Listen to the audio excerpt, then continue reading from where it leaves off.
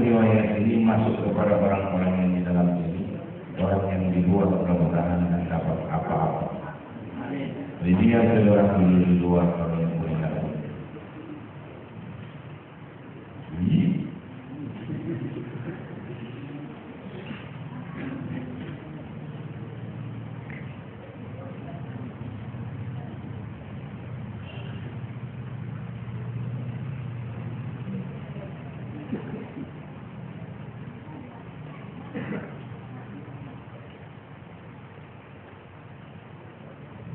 Bapak Ibu saudara yang dalam hormati, orang cuma tahu ada jasmani, ada rohani, ada rohani, ada jasmani. Tapi orang tidak pernah tahu bahwa ada jasmani halus,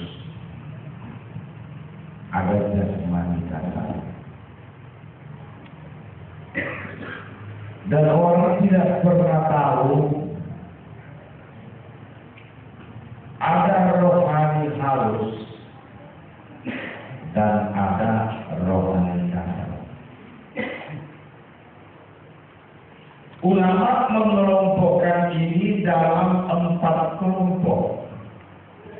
Kelompok pertama yang disebut dengan jasmani kasar, itulah yang saudara lihat sekarang berdiri di hadapan saudara-saudara.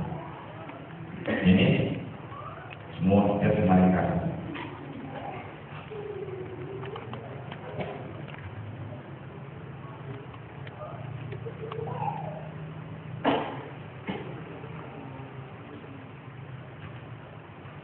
Bos, duduk sini.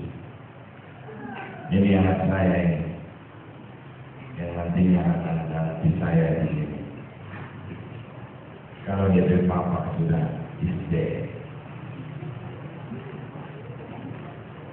Jadi Bapak Ibu sekalian, jasmani kasar ini disebut tubuh. Itu jasmani kasar. Jasmani halus itu disebut dengan hati. Itu jasmani halus. Kenapa jasmani halus itu disebut hati? Karena di dalam hati manusia itu ada yang disebut dengan ruh jasmani yang dikenal oleh manusia dengan nyawa. Inilah. Ada yang bilang nafs atau nafas.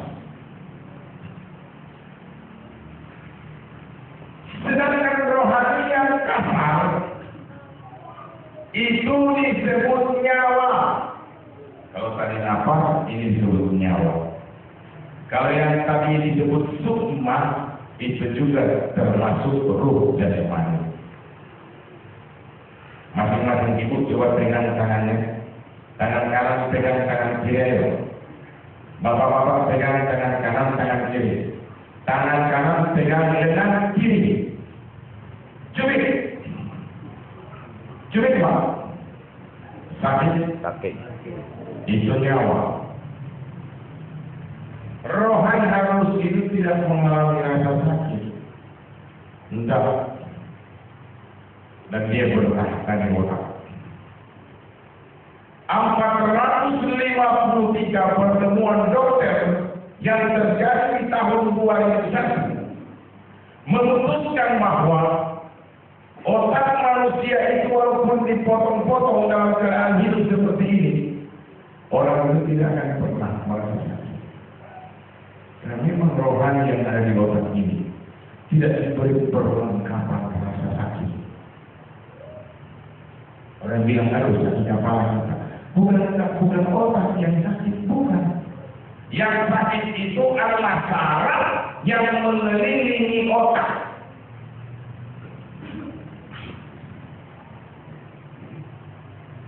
Sedangkan nyawa yang halus disebut syir. Wanafaktu fihi ruhi.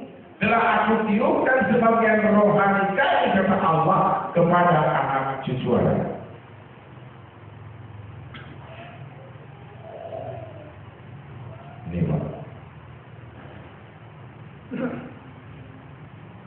ketika mati seseorang. Rohani yang halus ini, dia yang duluan ke Allah.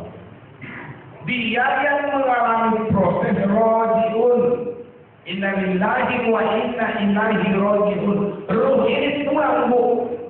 Yang tertinggal di diri orang itu hanyalah roh jasmani. Ditaruh di dalam tanah, maka dia akan disiksa.